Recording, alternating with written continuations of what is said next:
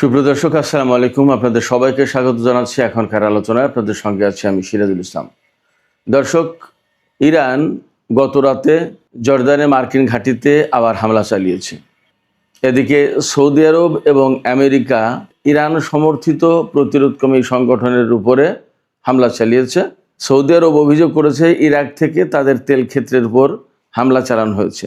এদিকে ইয়েমেনিরা দাবি করেছে তারা সৌদি আরবের সবচেয়ে বড় তেল উৎপাদনকারী প্রতিষ্ঠান তাতে হামলা চালিয়েছে এবং এ কারণে সৌদি আরব ওই তেল ক্ষেত্র থেকে তেল উৎপাদন বন্ধ করে দিয়েছে, যার প্রেক্ষাপটে বিশ্বের তেল সরবরাহের উপর নতুন করে চাপ সৃষ্টি হবে বলে আশঙ্কা করা হচ্ছে। এদিকে মার্কিন প্রেসিডেন্ট ডোনাল্ড ট্রাম্পের সাথে ইসরায়েলের প্রধানমন্ত্রী বেনিয়ামিন নেতানিয়াহুর বৈঠক হয়েছে। বৈঠককে ফলপ্রসূ এবং ইতিবাচক বলেছে হোয়াইট হাউস।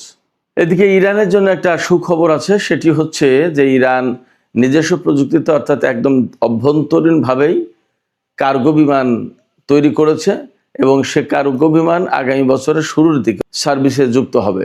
আর একটু খবর ছিল, সামাজিক যোগাযোগ মাধ্যমে দেখলাম মার্কিন একটি ঘাঁটি থেকে একটি হেলিকপ্টার আমেরিকার একজন জেনারেলকে নিয়ে ওড়ার কিছুক্ষণ পরেই তাতে ক্ষেপণাস্ত্র হামলা হয়েছে এবং ওই হেলিকপ্টারটি একদম ধ্বংস হয়ে গেছে। সুপ্রিয় দর্শক, এই বিষয়গুলো নিয়েই এখনকার ভিডিওতে আলোচনা করব।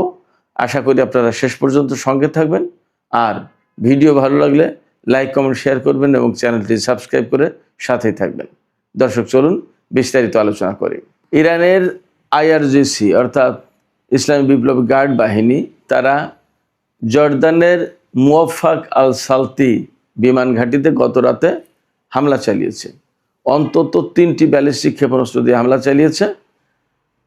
সেই হামলা সফল হয়েছে না ব্যর্থ হয়েছে এ নিয়ে পরস্পর বিরোধী খবর পাওয়া যাচ্ছে। সামাজিক মাধ্যমে ছড়িয়ে পড়া কিছু ভিডিওতে দেখা যাচ্ছে যে ইরানের এই ব্যালিস্টিক ক্ষেপণাস্ত্র ডাইরেক্ট হিট করেছে মার্কিন সামরিক ঘাঁটিতে।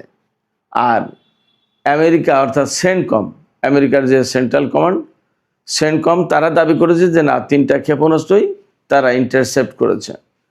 প্রশ্ন আসছে যে জর্দানে এত ইন্টারসেপ্টর পাবে কোথায়?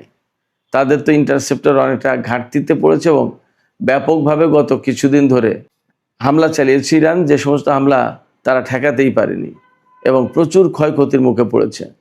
এই অবস্থায় আমেরিকার দাবি সঠিক অর্থাৎ সেন্টকমের দাবি সঠিক নাকি সামাজিক যোগাযোগ মাধ্যমে ছড়িয়ে পড়েছে যে ভিডিও, যাতে দেখা যাচ্ছে ব্যালিস্টিক ক্ষেপণাস্ত্রগুলো ডাইরেক্ট হিট করছে মুওয়াফাক আল সালতি বিমান ঘাঁটিতে, এইটা সঠিক আমরা শিওর হতে পারছি না। তবে গত 4 দিন হামলা বন্ধ থাকার পর ইরান জর্দানে মার্কিন ঘাঁটিতে হামলা চালিয়েছে, জবাবে আমেরিকা কোনো হামলা চালায়নি। এদিকে সৌদি আরব এবং আমেরিকা সম্মিলিতভাবে যৌথভাবে ইরাকের প্রতিরোধকামী সংগঠন হাসদার সাবির উপরে হামলা চালিয়েছে। হাসদার সাবির কয়েকটা অবস্থানে সৌদি আরব বলছে যে এই ইরাক থেকেই অর্থাৎ ইরান সমর্থিত বা ইরানপন্থী এই প্রতিরোধকামী সংগঠনের পক্ষ থেকে সৌদি আরবের তেল স্থাপনায় রকেট হামলা চালিয়েছে। আর ইয়েমেন বলছে বা ইরাকের এই প্রতিরোধকামী সংগঠনগুলোও বলেছে যে তারা কোনো হামলা চালায়নি। ইয়েমেন বলছে যে তারা হামলা চালিয়েছে এবং তাদের হামলায় সৌদি আরবের ওই তেল স্থাপনা ব্যাপকভাবে ক্ষতিগ্রস্ত হয়েছে এবং তেল স্থাপনা থেকে তেল সরবরাহ বন্ধ রয়েছে। এই তেল স্থাপনা থেকে তেল উত্তোলন করে লোহিত সাগরে যে ইয়ানবু বন্দর আছে সৌদি আরবের, এই ইয়ানবু বন্দরে পাঠানো হতো তেল পাইপলাইনের মাধ্যমে। সৌদি আরবের পূর্বাঞ্চলীয় কাতি প্রদেশ বা আবকাইক অঞ্চল থেকে এই তেল উত্তোলন করে পাইপলাইনের মাধ্যমে দীর্ঘ পথ পাড়ি দিয়ে ইয়ানবু বন্দরে পৌঁছানো হতো। কিন্তু এই ইয়ানবু বন্দরে এখন আর তেল সরবরাহ করা যাচ্ছে না, কারণ মারাত্মকভাবে ক্ষতিগ্রস্ত হয়েছে এই তেল স্থাপনাটি। এটি হচ্ছে সৌদি আরবের সবচেয়ে বড় তেল উৎপাদনকারী স্থাপনা। সৌদি আরব এবং আমেরিকা হাসদার সাবির উপর হামলা চালিয়েছে। কী রকমের ক্ষয়ক্ষতি হয়েছে এটা বিস্তারিত আমি জানতে পারিনি, আশা করছি আমি জানতে পারলে আপনাদেরকেও জানানোর ব্যবস্থা করব।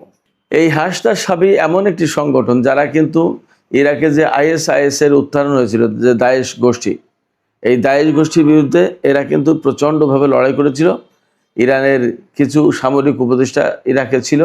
এই হাসনাত সাহেব আর ইরাকের সামরিক বাহিনী এরা যৌথভাবে মিলে আইএসআইএস দায়েশ গোষ্ঠীর বিরুদ্ধে অভিযান চালিয়েছিল এবং ইরাককে তারাই কিন্তু মুক্ত করেছে।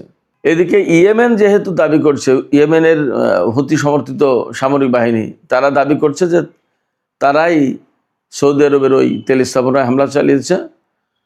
তো সেক্ষেত্রে সৌদি আরবের সাথে ইয়েমেনের বর্তমানে যে সংঘাত সংঘর্ষ চলছে, এই সংঘাত সংঘর্ষ যে আরও বিস্তৃত হবে তারই আলামত পাওয়া যাচ্ছে মূলত এই হামলার ভেতর দিয়ে।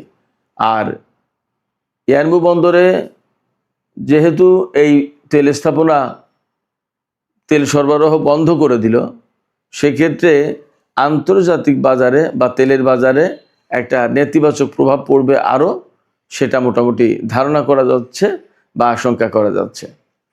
সম্ভবত এই তেল স্থাপনাটা থেকেই প্রতিদিন 5 লাখ ব্যারেল তেল উৎপাদন করা হতো একটা স্থাপনা থেকেই। দর্শক, বহু জল্পনা কল্পনা ছিল নেতানিয়াহুর আমেরিকা সফর এবং ডোনাল্ড ট্রাম্পের সাথে বৈঠকের ব্যাপারে।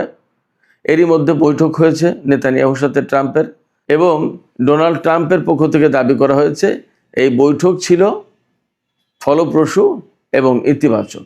তিনি তার ট্রুথ সোশ্যালে শেয়ার করা পোস্টে নেতানিয়াহুর সাথে বৈঠকের ছবি প্রকাশ করেছেন এবং সেখানে লিখেছেন যে বৈঠক ফলপ্রসূ এবং ইতিবাচক ছিল। আর নেতানিয়াহু বলেছে ডোনাল্ড ট্রাম্পের সাথে তার এই পর্যন্ত যত বৈঠক হয়েছে তার ভেতরে গতকালের এই বৈঠক ছিল সেরা বৈঠক। ডোনাল্ড ট্রাম্প বলেছেন অনেক গুরুত্বপূর্ণ বিষয় নিয়ে আলোচনা হয়েছে। জানি না আমরা কী নিয়ে আলোচনা হয়েছে, সেটা এখনও প্রকাশ করা হয়নি। তবে অনেকেরই ধারণা তো এমন ছিল, বা আমরাও অনেকেই এভাবেই ভাবছিলাম যে ডোনাল্ড ট্রাম্পের সাথে নেতানিয়াহুর এই বৈঠক হবে এবং সেখানে নেতানিয়াহু ডোনাল্ড ট্রাম্পকে ইরানের বিরুদ্ধে চূড়ান্ত অভিযান বা চূড়ান্ত হামলার জন্য তিনি হয়তো চাপাচাপি করবেন বা উস্কানি দেবেন। জানি না কি হয়েছে, তবে ডোনাল্ড ট্রাম্প গতকাল যা বলেছিলেন, তিনি যদি তাতে স্থির থাকেন তাহলে হয়তো আমেরিকা ইরানের বিরুদ্ধে হামলায় আর জড়াবে না। গতকাল জর্দানে হামলা করার পর, ইরান যে হামলা করেছে তারপর আমেরিকা কিন্তু কোনো জবাব দেয়নি। আসলে আমরা একটু অপেক্ষা করি, পরিস্থিতি আসলে কোন দিকে যায় দেখি। এখনই চূড়ান্ত কথা বলা যাচ্ছে না। আরেকটি গুরুত্বপূর্ণ খবর আছে, এটা ইরানের জন্য সুখবর বটে।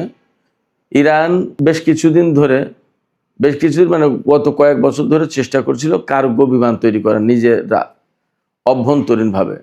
এই কার্গো বিমান তারা তৈরি করে ফেলেছে এবং সেটা পরীক্ষা নিরীক্ষার একেবারে চূড়ান্ত পর্যায়ে রয়েছে। আশা করা হচ্ছে যে আগামী বছরের প্রথম দিকে এই বিমান সার্ভিসে যুক্ত হবে। আগামী বছর প্রথম বলতে দুটো সময়ের যে কোনো একটা হতে পারে। একটা হচ্ছে ফার্সি বছর আর একটা হচ্ছে ইংরেজি বছর। জানুয়ারিতে নতুন বছর শুরু হবে খ্রিস্টীয় যে ক্যালেন্ডার সেই অনুযায়ী, আর ফার্সি বছর শুরু হয় 21শে মার্চ থেকে। তো 21শে মার্চ হোক আর 1 জানুয়ারি হোক, এই কয়েক মাস পরেই মোটামুটি ইরানের এই বিমান সার্ভিসে চলে আসবে এমনটাই জানা যাচ্ছে। এই কার্গো বিমান 6 টন পণ্য পরিবহন করতে পারবে এবং একবার জ্বালানি ভরে 3900 কিলোমিটার পথ পাড়ি দিতে পারে। এই বিমানটার নাম রাখা হয়েছে সিমর্গ। এই বিমানে ব্যবহার করা হয়েছে 2500 হর্স পাওয়ারের 2টি ইঞ্জিন। ইরানে এয়ার সাপোর্টের যে সীমাবদ্ধতা ছিল বা ঘাটতি ছিল, এই বিমান সার্ভিসে আসার পরে সেই ঘাটতি দূর হবে বলে আশা করা হচ্ছে। একক কোনো কোম্পানি এই বিমান তৈরি করেনি, ইরানের বেশ কয়েকটি কোম্পানি সম্মিলিতভাবে এই বিমান নির্মাণ করেছে। সবচেয়ে বড় ব্যাপার হচ্ছে বহু বছর ধরে, অর্থাৎ ইসলামী বিপ্লবের পর থেকেই ইরান কঠোর নিষেধাজ্ঞার মধ্যে রয়েছে। এই কঠোর নিষেধাজ্ঞার মধ্যে থাকার পরেও আমরা দেখতে পাচ্ছি ইরান এই যে বিমান খাত, বিভিন্ন খাতে যে বিরাট বিরাট সফলতা অর্জন করেছে, এটা কিন্তু ইরানের দৃঢ় মানসিকতার পরিচয়। এবং এই নতুন যে কার্গো বিমান যুক্ত হতে যাচ্ছে, এটি নিষেধাজ্ঞা উপেক্ষা করে, নিষেধাজ্ঞাকে অনেকটা ব্যর্থ করে দিয়ে ইরানের এই ডেভেলপমেন্ট, একথা বলতেই হবে। তো সুপ্রিয় দর্শক, এখনকার আলোচনা এখানে শেষ করতে চাইছি। আলোচনা শেষের আগে আপনাদের কাছে জানতে চাই, আপনাদের মতামত জানতে চাই, ইরান এই যে কার্গো বিমান তৈরি করলো এবং আরও বিভিন্ন ক্ষেত্রে তাদের উন্নতি অগ্রগতি দেখেছি আমরা। নিষেধাজ্ঞার ভেতরে থাকার পরেও এই যে উন্নতি, এটা কিভাবে সম্ভব হলো? এটা কি শুধুমাত্র তাদের দেশপ্রেম, ডিটারমিনেশন এটা, নাকি জ্ঞান বিজ্ঞানকে তারা ব্যাপকভাবে চর্চা করেছে তার কারণে তাদের পক্ষে এগুলো সম্ভব হলো? দর্শক, আপনাদের মতামত জানিয়ে কমেন্টে লিখতে পারেন।